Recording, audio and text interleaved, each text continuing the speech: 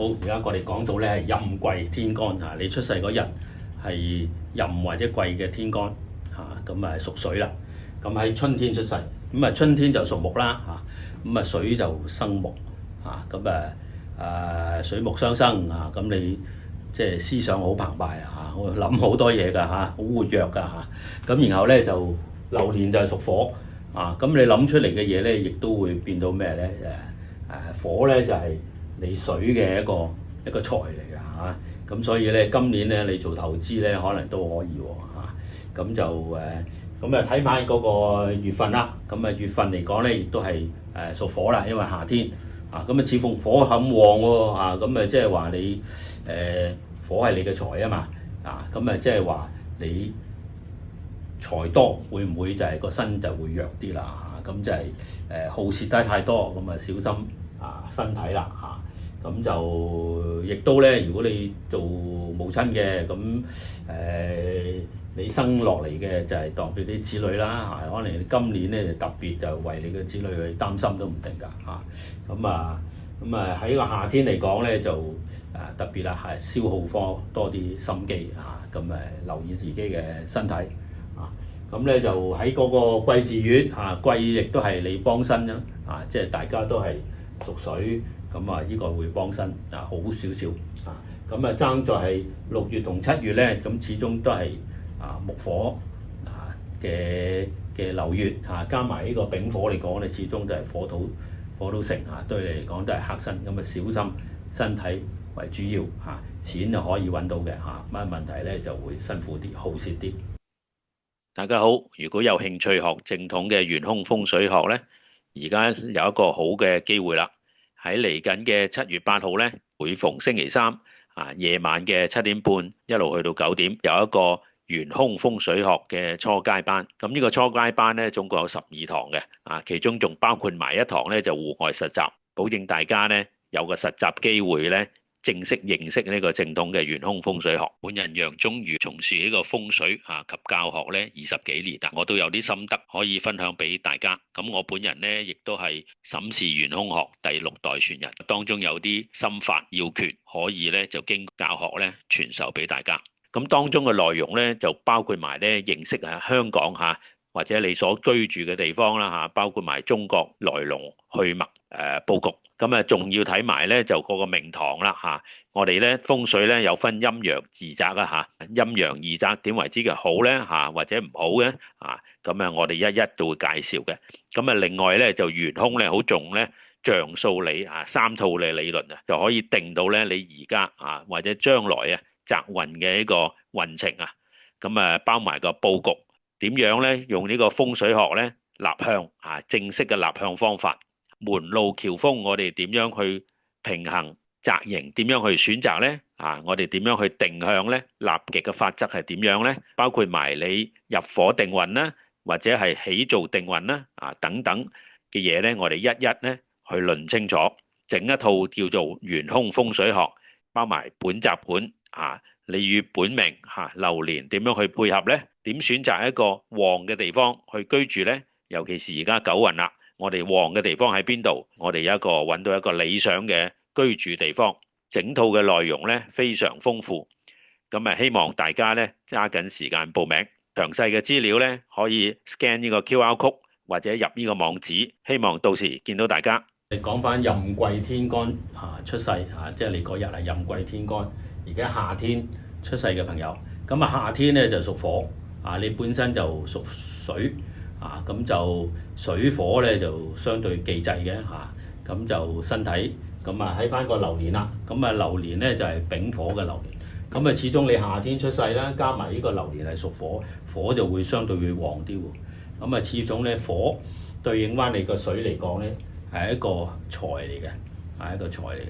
嘅，咁財代表咩咧如果女命嚟講財就係錢啦，男命女命都係財都係錢啦咁但係如果係講男命嘅話咧，財妻財一樣嘅啫。咁始終咧財透咗上嚟咁旺嘅話咧，你就會財多又係身子弱啦。有機會會唔會咧你控制唔到咧，又會俾人劫財嘅喎。咁睇翻啲流月流月，咁流月咧就係巳午未月巳午未月又係屬火啦。咁即係似乎咧你出世係火，加埋流年就屬火，流月就係火，火係太旺，咁反而咧火就會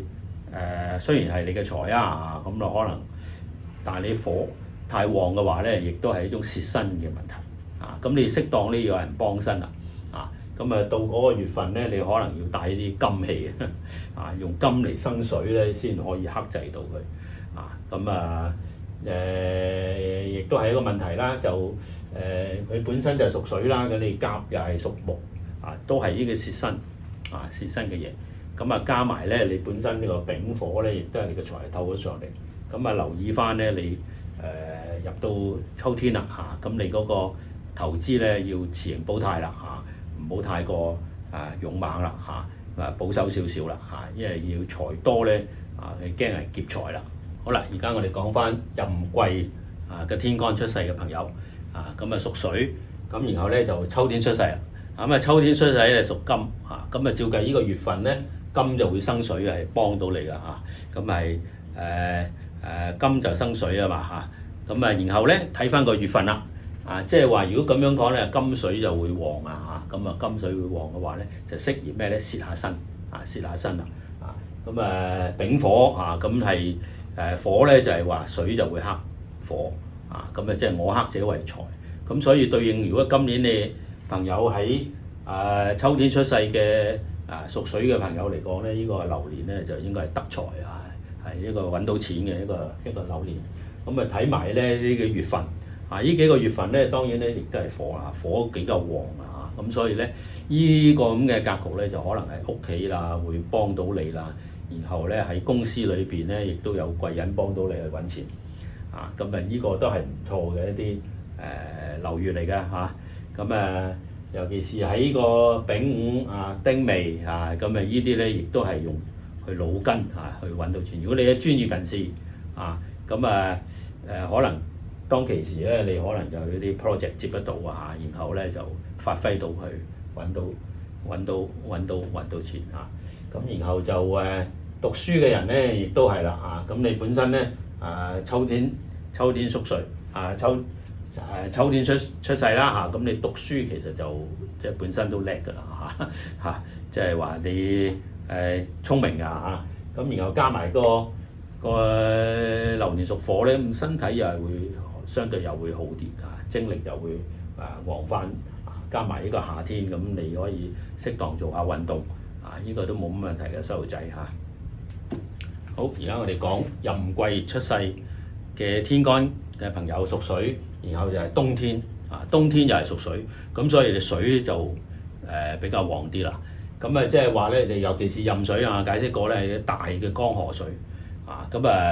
加埋你冬天出世更加水旺，咁所以適當咧要控制咁如果咪會缺堤咁所以咧行翻啲咩咧屬火屬土就會好啲啦。如果平衡嚟講咁另外壬水始終係冬天出世咧，就係一啲雨露嘅水啦咁你成日都係即係比較即係水旺嘅話咧，就影響到個心情比較叫多愁善感咁會唔會係呢啲咧？咁要睇翻其他嗰啲出世嗰個其他資料嘅配置啦。咁當然就未必所有啦咁加埋你個流年咧，咁其實就係丙火丙火咁即係話水火有忌制咁喺今年嚟講你係 O K 咁心情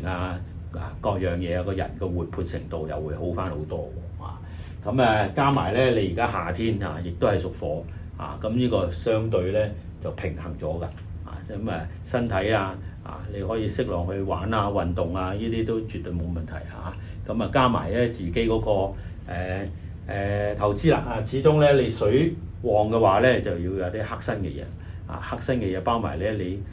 揾錢啦咁水生木啦木生翻火咁，即係用你自己嗰個專業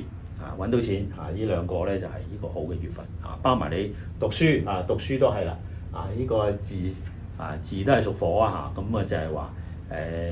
你當上咧你冬天出世嘅朋友，咁你最好咧行一啲木咁當然咧春天就會相對又會好少少咁但係問題夏天咧，咁啊始終都過咗即係你嗰個讀書時間啦、放假啦，咁啊適當去玩下、輕鬆下，咁啊呢個都冇問題嘅，就相對水期平衡啊，身體又會好啲啊，咁啊揾錢似乎都 OK 嘅。